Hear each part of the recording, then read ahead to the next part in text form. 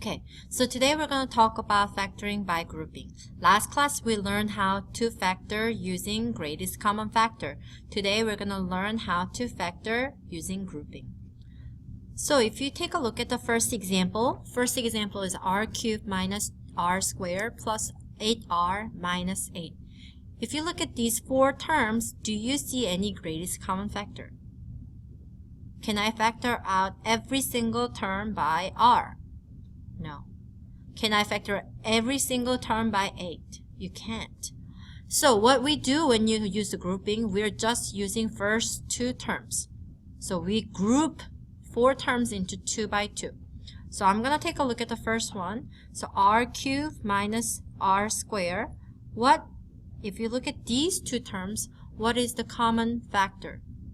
R cubed and r squared. For the common factor, we always take the one with the lower term, which is r squared. So r cubed divided by r squared is r, and r squared divided by r is 1. Do you guys remember? And then we bring down minus. So what we do is, first of all, I just factor out first two terms. Then I look at next two terms. And when I actually make a ladder of next terms, you see how I include the sign as well so that I can factor out of negative if I need to. So 8r minus 8. What is a common factor between those two? Which is 8. Then 8r divided by 8 is r. 8 divided by 8 is 1. Do you see something very interesting? When you factor out r squared, we left off r minus 1 here. When you factor out 8 here, all you have left is r minus 1. Do you see the common factors here then? So what we do is, my final answer will be, I just pull out this r minus 1 one time, the common one, and then I'm going to write these two down in the next binomial. So r squared. And since it's positive 8, I put plus 8. That's how you factor by grouping. So if you cannot find the greatest common factor among four terms, you group them by 2 by 2, and then you factor out a common factor. Then see if you end up with the same binomial factors. Then once you find the binomial factors, you write it one time, and then you write the leftover in parentheses. That's how you group them. Should we try the next one? All right, let's try another one. So I'm going to see 6, 10, 21, 35. They do not have any common factor. X cubed, x squared, x, and no x. None of them has, like this one does not have x. You cannot factor out of x either.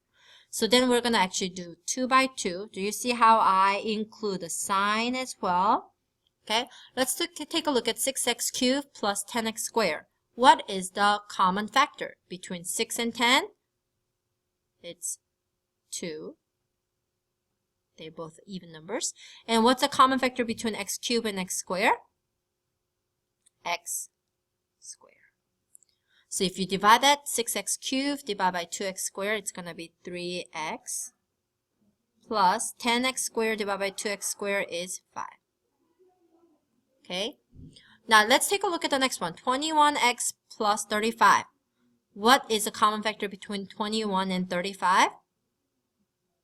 They both, 7 goes into both numbers.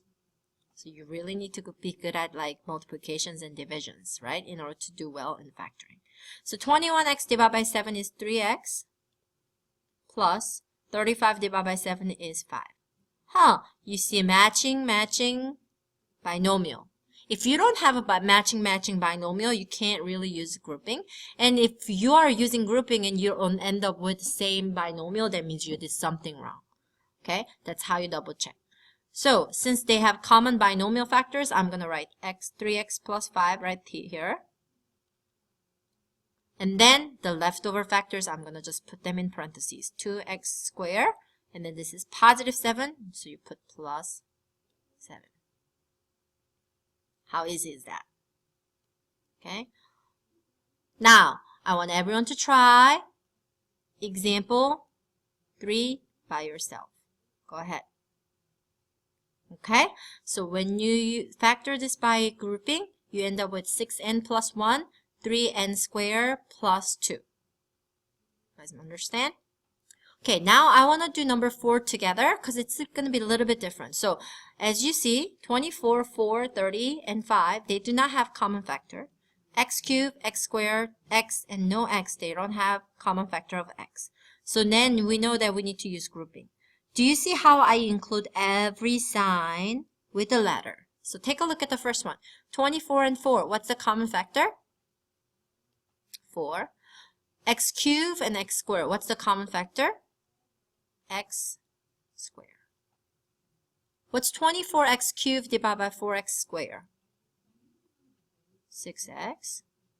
And 4x divided by 4x squared is, remember guys, 1. Okay. Now here's something interesting. If your terms start with a negative, you need to make sure you factor out of the negative.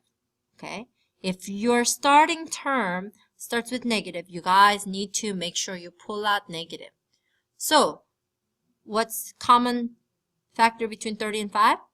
5. So this time I'm going to factor out of negative 5. That's very, very important. Here we did not factor out negative because it was positive. Here, same thing, positive, positive. But if your term starts with negative, you need to make sure you factor out of negative. Alright? So what's negative 30 divided by negative 5? 6x. What's positive 5 divided by negative 5? You end up with negative 1. Ooh, now I see matchy-matchy. So all you need to do is I need to write that factor one time, binomial factor, and what's left over? What's left over? Do you guys see? 4x squared and negative 5. I'm going to just put them right next to each other. 4x squared minus 5. Okay? Now, can we try another one? Let's try this. So number 5. Okay. What is the common factor between 7 and 14? 7. What's the common factor between k to the third, k to the second? K to the second. Then all you have left is 1k minus 2. Same thing here then. What do we have common factor of? 3 and 6 is 3. But do you see again? This starts with negative, so you need to make sure you pull out the negative 3. Don't forget that part. You need to pull out the negative 3. So what's negative 3k divided by negative 3? Okay.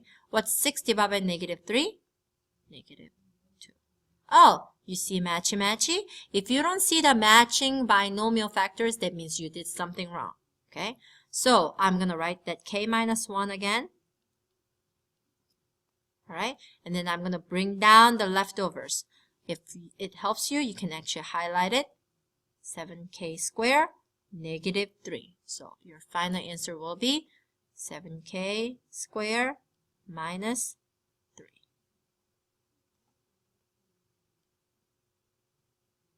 Okay? Alright, so let's try this next one. I'm going to try number 7 because it looks a little bit different. So we're going to do the same thing. 6m to the third power plus 36m to the second power. What's the like term? What is a common factor? 6 and 36? 6. M cubed, m squared, m squared. So all you have left is m plus 6. Now, remember this. If your leading coefficient starts with negative, you need to pull out a negative. Now, between m and 6, what is the common factor? Miss Lee, there's no common factor. That's right. But when you don't have any common factor, you can pull out 1 as the common factor. That's something different, right? So if you do not have common factor, you make sure you pull out that 1. Okay, and then negative m divided by negative 1 is m. Negative 6 divided by negative 1 is positive 6.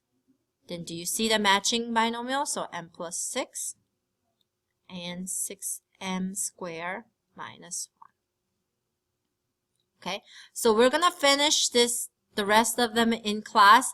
Actually, you know, your homework will be to finish the rest of the problems, do them by yourself, and then we're going to actually go over this in class. All right? So have a good day. Bye.